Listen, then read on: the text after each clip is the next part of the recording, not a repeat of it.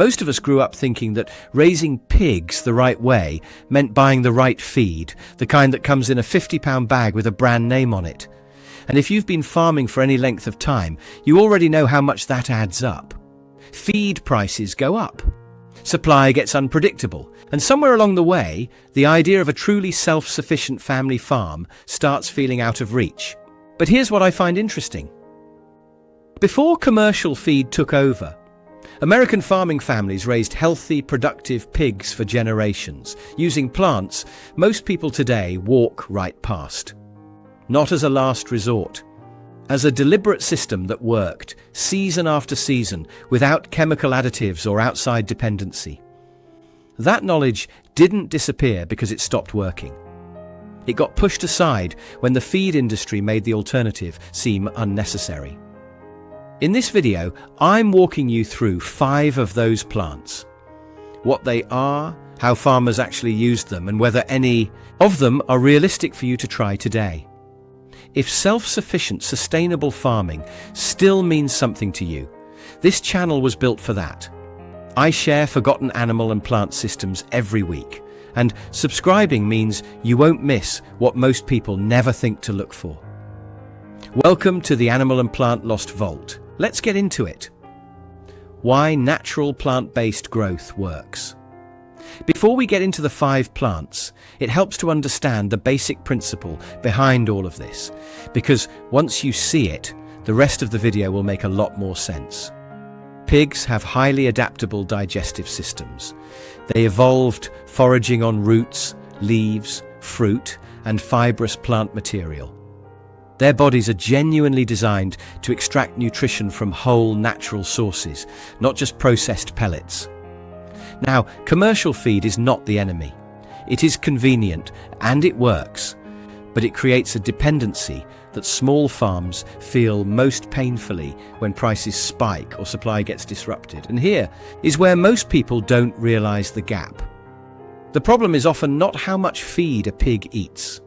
It is how efficiently the animal's gut converts that feed into actual body weight. Certain plants, the ones we'll cover today, contain compounds that directly improve that conversion. Natural proteins that support lean muscle growth. Digestive enzymes that help the gut extract more from every meal. Minerals that support bone development and immune strength. And appetite-supporting properties that encourage consistent, healthy eating patterns. This is not a replacement for a solid feeding program. Think of it as a supplement, one that costs little to nothing once you have it growing on your property. Our ancestors didn't have laboratories or feed science degrees. What they had was patience and observation. They noticed over years of careful watching which plants made their animals healthier and heavier, and they kept using what worked. Every plant in this video is real, accessible, and has been part of American homesteading history. You don't need a large property, you don't need a warm climate for all of them, and you don't need to overhaul anything you're already doing. You just need a place to start, and that is exactly what the next section gives you. Plant 1. Moringa. Plant number 1 is Moringa, known to generations of farmers quite simply as the miracle tree. If you have never heard of Moringa in the context of pig farming, you are not alone. Most of what circulates today focuses on Moringa as a human health supplement, and for good reason, because it is extraordinarily nutritious. But long before it appeared on health store shelves, farmers in warm climates were using it as one of the most productive feed supplements available for livestock. Now, here is where most people underestimate this plant entirely. Moringa leaves carry a level of crude protein that rivals many commercial feed supplements. They also contain essential amino acids, iron, calcium, and a wide range of vitamins that directly support healthy growth and a strong immune system in pigs. Unlike a bag of supplement you purchase once and run out of, Moringa grows back on its own, reliably season after season. Why did this system actually work? Because Moringa matched real farming life. It grows in poor soil. It tolerates drought. It does not require fertilizer, irrigation, or expensive maintenance. And perhaps most importantly, the more you cut it, the more it grows back. For a family farm with limited land and limited resources, that is not just convenient. That is a genuine, sustainable survival asset. The ancestral system was simple and productive. What farmers had was a small cluster of Moringa trees planted near the pig pen or along a fence line. No specialized equipment. No financial investment beyond a handful of seeds or cuttings from a neighbor's tree. What they did was harvest fresh leaves and young branches, chop them coarsely, and mix them directly into the daily feed ration. Experienced farmers incorporated Moringa at roughly 5 to 10% of the total daily feed, enough to deliver a meaningful nutritional boost without upsetting the animal's digestive balance. What kept the system going was the nature of the tree itself. Moringa grows with remarkable speed. In warm climates, a tree started from seed can reach harvestable size within just a few months. Cut it back, and it regrows vigorously. This natural rhythm, cutting, regrowing, cutting again, gave farmers a nearly continuous supply of fresh, protein-rich supplement at zero ongoing cost. Over time, the payoff was visible and real. Pigs fed Moringa consistently showed improved daily weight gain, healthier skin and coat condition, and a stronger overall constitution. Farmers observed fewer sick animals and lower mortality in young piglets, which directly protected the family's food supply and financial stability from season to season. And this is the part that actually separates a working system from a half measure. When Moringa seeds were pressed for oil, something traditional farming families did for cooking and lamp fuel, the remaining seed cake was never discarded. It was fed to the pigs. This created a complete zero-waste system where every part of the plant served a productive purpose. The seed cake still contains meaningful levels of protein and beneficial fats, making it a valuable secondary supplement that extends the value of every harvest. Modern versions of this system often fall short, not because Moringa doesn't work, but because people use only the leaves and throw everything else away, leaving half the plant's value on the ground. That said, Moringa is not a miracle fix. It works as a consistent supplement over weeks and months, not overnight. If you go in expecting dramatic results in a week, you will be disappointed. But if you plant it, use it steadily, and let the system build, you will notice the difference. For American homesteaders, Moringa grows well across the south, southwest, and coastal regions. In cooler climates, it can be grown in large containers brought indoors during winter, or treated as a productive warm season annual. The knowledge was always there. It simply wasn't profitable for the commercial feed industry to teach it. Plant 2. Papaya. Plant number 2 is papaya, and one of the most quietly productive livestock trees a small farmer can grow. Most Americans know papaya as a tropical fruit. Some know it as a healthy food, rich in vitamins and antioxidants. But very few know what traditional farming families across the American South, the Caribbean diaspora, and homesteading communities once understood well. That the papaya tree, from its leaves to its unripe fruit to its seeds, was a complete sustainable feed resource for healthy, fast-growing pigs. Here is the forgotten truth. Papaya leaves and unripe papaya fruit contain a natural digestive enzyme called papain. When pigs consume it regularly, their digestive systems become more efficient. They extract more nutritional value from the same amount of feed, and that efficiency translates directly into healthier weight gain without increasing feed costs. This is where things start to change, because better digestion means more value from the same feed, which is one of the most practical cost reductions a small farm can make. Why did this system actually work? Because it solved a problem that still exists today: poor feed conversion. Many pig farmers unknowingly overfeed their animals and still see slow growth. Because the issue isn't always the quantity of feed, it is how well the animal's gut processes what it eats. Papaya didn't just add nutrition to the diet, it upgraded the entire digestive process, making every other feed source work harder and deliver more.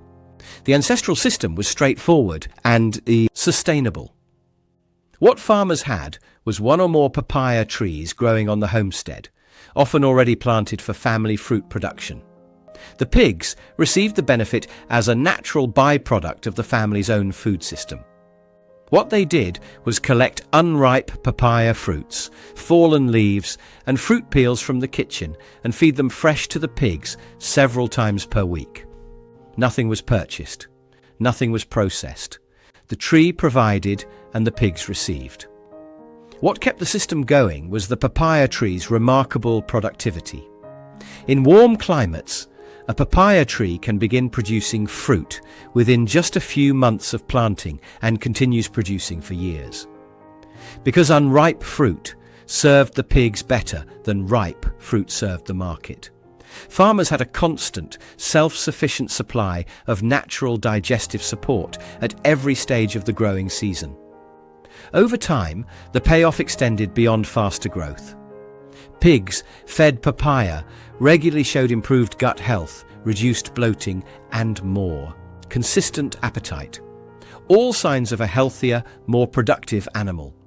Farmers saw heavier pigs at market time and spent less on supplemental feed. And here is one detail most people miss completely. Papaya seeds have traditionally been given to pigs in small amounts alongside the regular ration, particularly in farming communities where intestinal parasites were a common background issue. The seeds contain natural compounds with antiparasitic properties that have been observed in traditional use. This is not a veterinary deworming treatment, and it will not replace professional care if your animals have a serious parasite load, but as a low-cost, consistent practice layered into a healthy feeding routine, it reflects the kind of practical, preventive thinking that kept traditional herds healthier season to season. For American farmers, papaya grows well across Florida, Hawaii, and the southernmost regions of California and Texas. In cooler zones, it can be grown in greenhouses or as a container plant brought indoors seasonally. The investment in one papaya tree is small. The return, when understood correctly, is a genuine step toward a more self-sufficient and nutritionally independent farm. If this kind of forgotten farming knowledge matters to you, take a moment and give this video a like. It helps YouTube put this in front of other farmers and homesteaders who are searching for natural, healthy alternatives. And I want to hear from you in the comments. Had you heard of using these plants for pigs before, or is this completely new to you? I read every single comment. This channel grows through shared knowledge, and your voice is part of what keeps this vault alive. Now let's keep going. Plant 3. Sweet potato vines. Plant number 3 is the sweet potato. Specifically the vines and leaves, which most people overlook entirely while focusing only on the root. This is one of the most practical, forgotten discoveries in American homesteading history, and it is especially relevant for anyone already growing sweet potatoes for family food, because the part of the plant that feeds pigs best is the part most people throw away. Here is the forgotten truth. While everyone focused on the root, ancestral farmers understood that sweet potato vines and leaves were among the most protein-rich, productive livestock feeds available on a small farm. They also contain beta-carotene, iron and calcium, all of which support healthy development in growing pigs. Now, I want to be straightforward here. Sweet potato vines are a supplement, not a complete feed. You are not replacing your entire feeding program with them. What you are doing is reducing dependence on purchased protein supplements by using something your farm is already producing. That distinction matters. Why did this system actually work? Because it required nothing extra. Sweet potatoes were already being grown for the family table. The vines The long leafy stems that spread freely across the ground were simply the free byproduct of a food crop the farm was already producing. Farmers who understood this system essentially doubled the value of every sweet potato patch they planted, extracting high-quality pig feed from what would otherwise be discarded as waste. The ancestral system was elegant in its simplicity.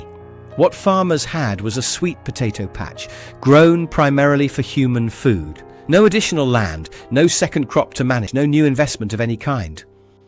What they did was harvest the excess vines and feed them fresh to the pigs on a daily or near-daily basis.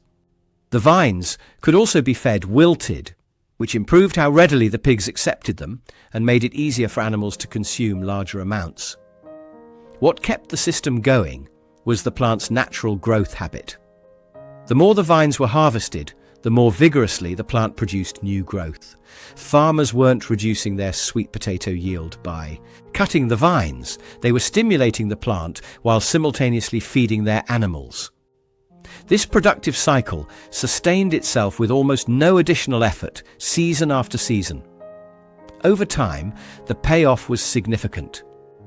Young pigs fed sweet potato vines regularly showed notably higher daily weight gain, particularly during the fast growth phase between weaning and market weight.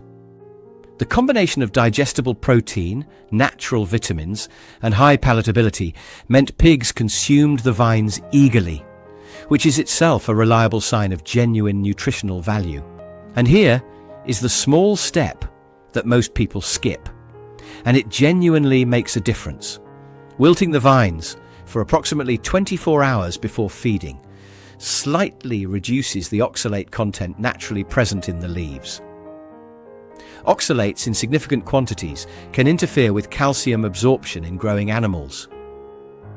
Traditional farmers discovered through careful experience that slightly wilted vines were better accepted by pigs and caused fewer digestive issues than raw, freshly cut vines fed immediately from the field.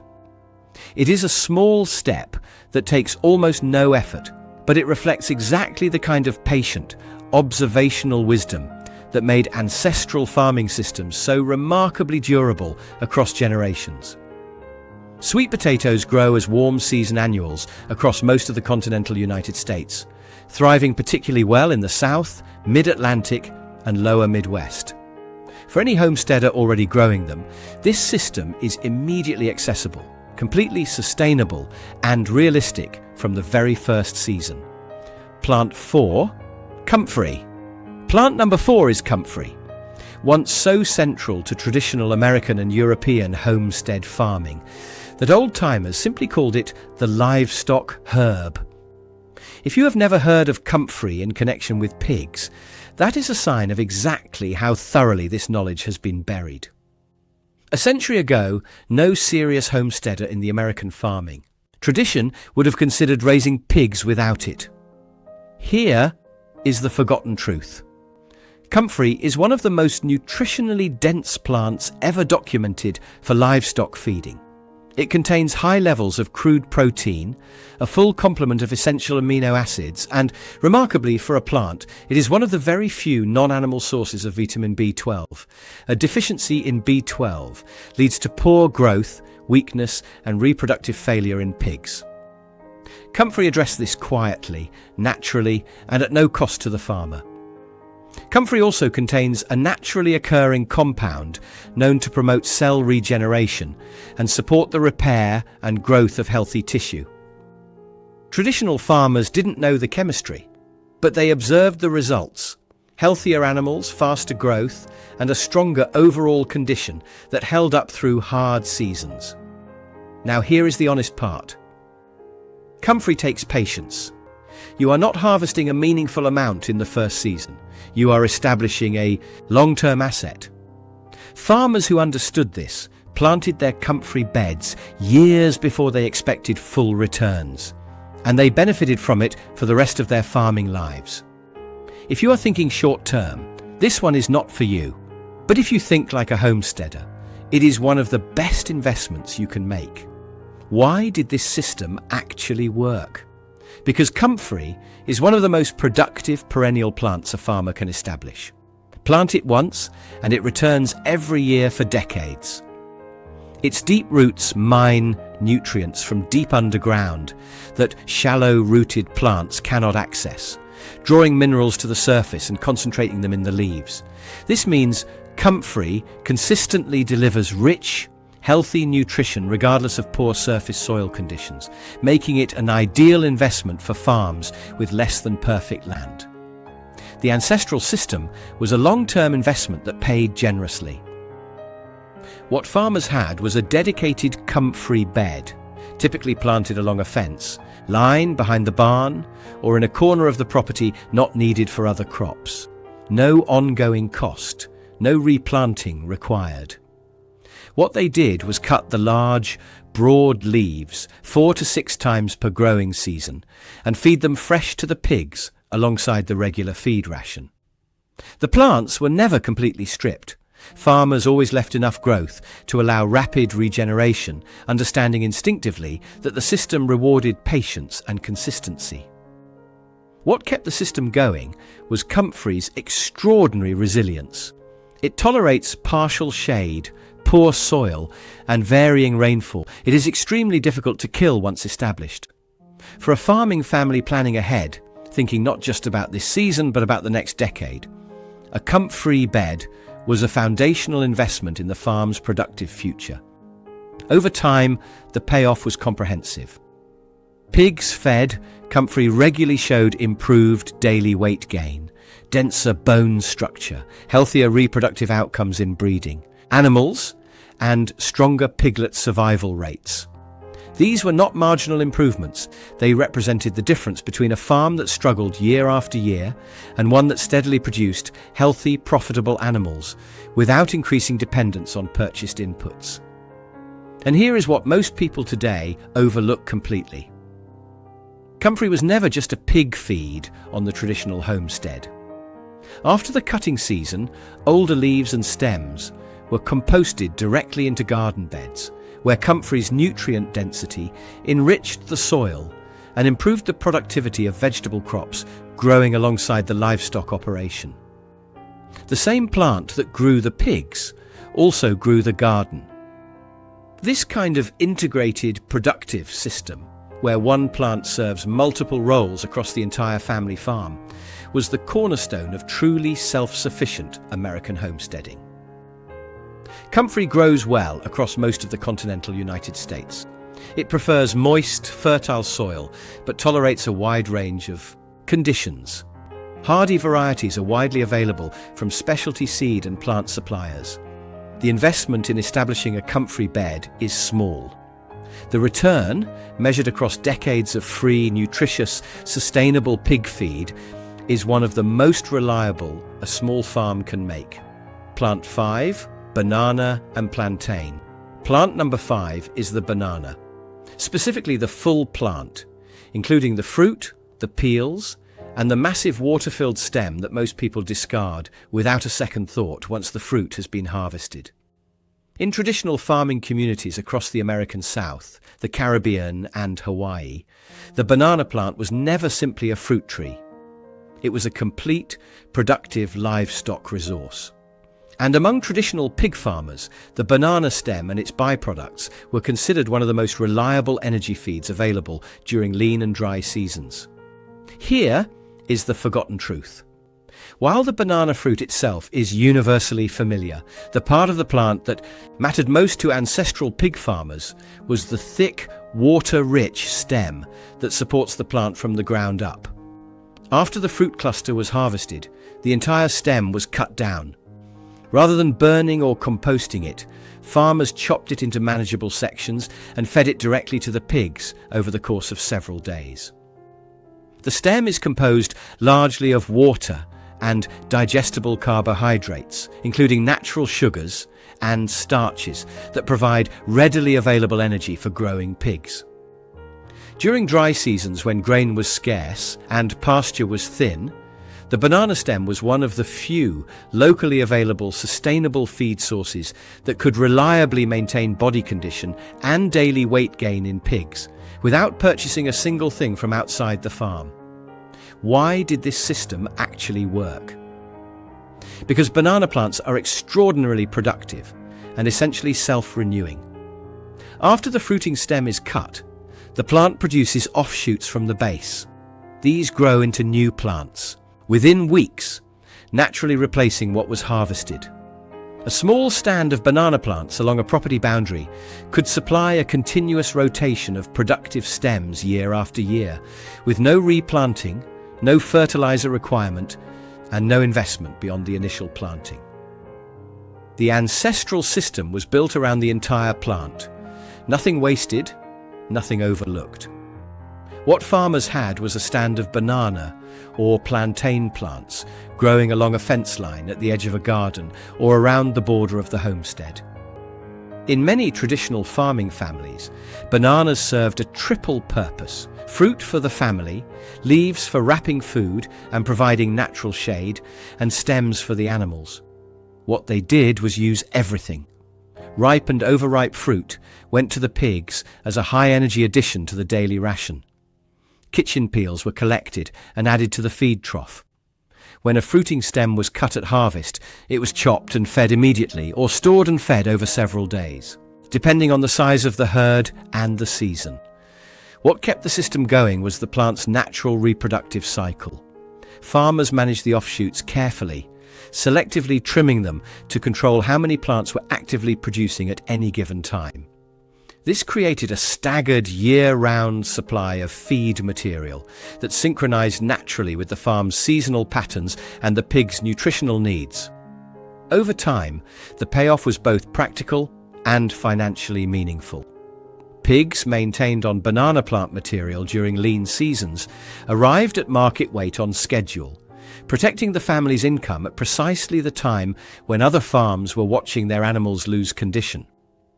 The ability to sustain healthy, productive growth through a dry season or a feed supply disruption, using something growing freely along the property line, was a genuine competitive advantage that separated thriving homesteads from struggling ones. And here is one forgotten detail that few is one forgotten modern farmers have ever encountered.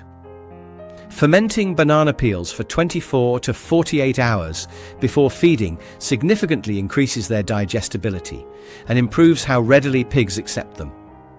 The natural fermentation process partially breaks down the fibrous cell walls of the peel, releasing more of the available starches and sugars, while also introducing beneficial microorganisms that support healthy gut function. Traditional farmers discovered this practice simply by leaving collected peels in buckets overnight, and noticing that the animals consumed fermented peels far more eagerly than fresh ones. Enthusiasm at the feed trough is always a reliable sign of better nutritional delivery. If you're in a cooler region and wondering whether this applies to you, it may with the right variety. Plantains handle cold better than standard banana varieties, and a small test planting is worth trying before you write it off. You're not committing to a full stand on the first season. You're testing one plant and seeing what your conditions allow. Vault Insight. Here is the idea I want to leave you with, because it connects everything we covered today. None of these 5 plants are new. They did not come from a research facility or a product development team. They were figured out by ordinary American farming families who could not afford to waste anything and paid close attention to what actually worked. The reason most people have never heard of them is not that they are ineffective.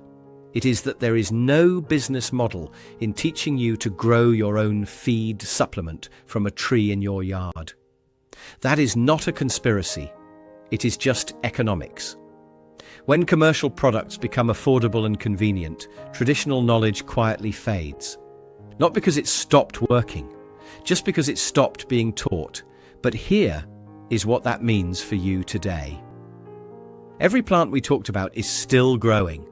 The soil still supports them, and the knowledge Once you have it, works exactly the way it did 100 years ago, because the biology of the pig has not changed. You do not need to adopt all 5 of these at once. One plant, grown consistently, is more valuable than 5 plants abandoned after the first season. Start where your climate, your land, and your time allow. Give it a full growing season before you judge it. The most resilient farm is not built on the biggest budget. It is built on the deepest understanding of what you already have growing around you. You do not need a perfect setup to start. Pick one plant from today, whichever one feels most realistic for where you live, and what you already have growing nearby. Look up whether it is available at a local nursery or through a seed supplier. Ask around. Take a cutting from a neighbour if you can. That is not a dramatic change, but it is the beginning of a system. And systems built slowly tend to last. I would genuinely like to know which plant you are most likely to try. Leave it in the comments. I read them, and your answer helps shape what this channel covers next. If you want more practical, forgotten knowledge like this, the kind that was built by real farming families and still holds up today, subscribe to the Animal and Plant Lost Vault. A new video goes up every week. Thanks for spending your time here with me. I will see you in the